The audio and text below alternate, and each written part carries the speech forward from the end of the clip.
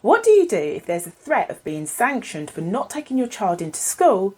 And the reason for this is that your child's individual needs are not being met and they are struggling to manage without the support. Maybe your child has been labelled with being inattentive or not motivated or disruptive. However, it has been projected onto you as a parent that you would still need to legally bring your child into school.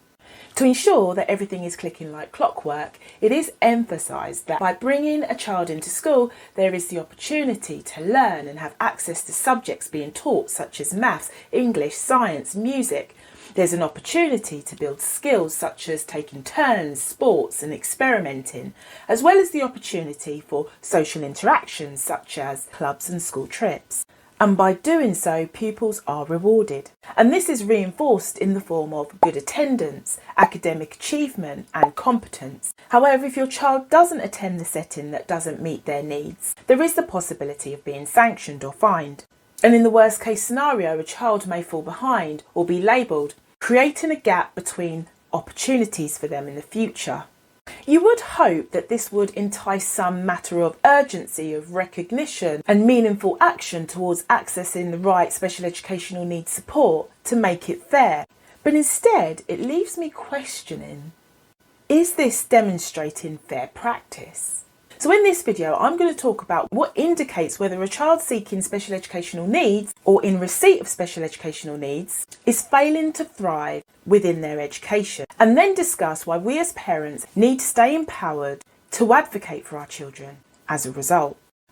My name is Brenda and I'm a parent mentor and a fellow parent. I support parents raising children with individual needs and differences to stay empowered whilst they navigate through procedural challenges. And I've advocated for my son who is living with autism, ADHD and other medical conditions whilst in mainstream and specialist independent school. And as a parent, ensuring that I'm available to nurture, protect and guide my son's well-being is a given, equally as it is for you when you advocate for your child, especially when it comes to navigating those challenges.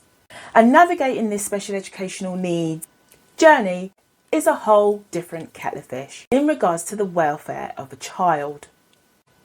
Special educational needs, or SEN, comprises of a range of learning difficulties and disabilities that require additional support in educational settings. But what are the specific welfare challenges that our children face?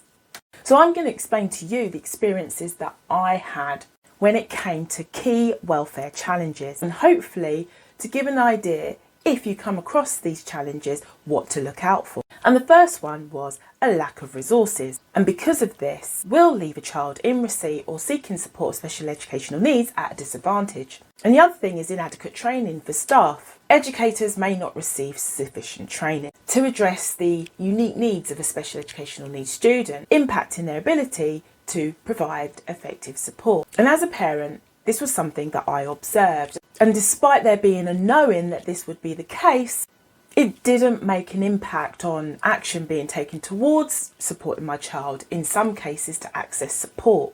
The other thing is social isolation. Raising a child with special educational needs, there are some degree of challenges around social interactions, where perhaps this looked like my child leading to feelings of isolation, which had an impact on confidence and self-esteem. And the other thing is inconsistent support. My son did have access to an EHCP. However, implementing what was in the EHCP wasn't always consistent. And in my experience, support can vary significantly from one school to another, leaving some without the help that they need, and therefore has an impact as a parent on how we would show up to advocate for our children, because there are many nuances that we as parents face whilst navigating through the special educational needs processes and procedures, and this is what I address on this channel. So let's look at these nuances and have a look at what could be going on.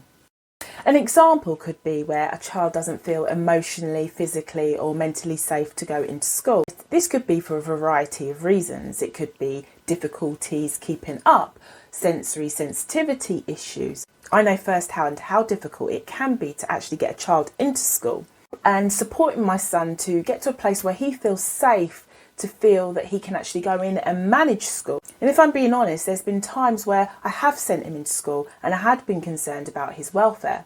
But yet I did get him into school as required. And there were also those times where there are many medical appointments or consultations or assessments, and making sure that these were all recorded as being absent and away from school.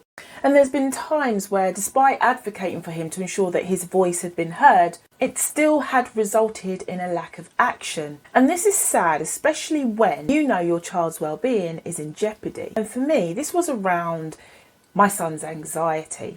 This would manifest in the form of perhaps panic attacks and indigestion problems, with little understanding of the child's overall well-being and what it takes to make sure that your child is in school seem to be overlooked. So when a letter comes from the local authorities stating that they're going to monitor their attendance if the attendance doesn't improve by X or Y percentage, and if that things don't change, they will need to see an educational welfare officer. And this is where, as parents, it may be that we're getting the short end of the stick. To get to the short end means that you're faced with a disadvantage, a burdensome situation, where a situation becomes more work than you actually bargained for, making you wonder, what are the benefits to your child in that situation? Advocating to a SENCO or a welfare officer or a head teacher or whoever is involved when experiencing this nuance, it may feel that up to a point that as a parent there's a sense of not having control over the outcome. However, feeling empowered to navigate these particular challenges is the most effective way to create progress. And if working with a mentor is something that you would like to consider, why not contact me? The information is in the description below. So I know for me it felt like a catch-22 situation, as the people who determine a child's needs are also the same people that determine if the child will receive it, leaving little room for, in those moments that are challenging and the outcomes are not looking positive in terms of your child accessing or receiving an education, as very low. So what do we do as parents? That question is open to discussion, so I'd love to hear what your thoughts are, what your experience may have been, so please share in the comments. But for me, I personally don't think it is fair. How is it possible that it's clear that a child's emotional, physical and mental well-being is at stake, but yet that it's insisted that they still do attend school? How do you navigate that threat of being sanctioned? How do you navigate that threat of your child missing out on opportunities when it's clear that your child needs that support, yet there's some sort of delay? But there's also an expectation. Whether a parent is or is not fined or sanctioned for protecting their child's well-being is neither here or there. And the system operates in a way that this is enforced.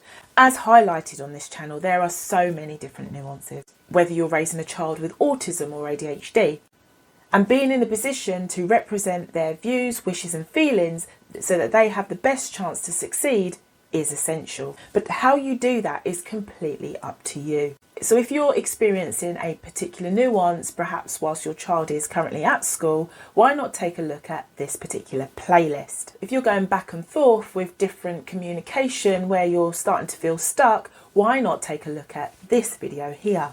Or alternatively, have a look at my website. But for now, keep doing what you're doing. Stay focused, stay empowered and keep creating progress. Thank you for listening.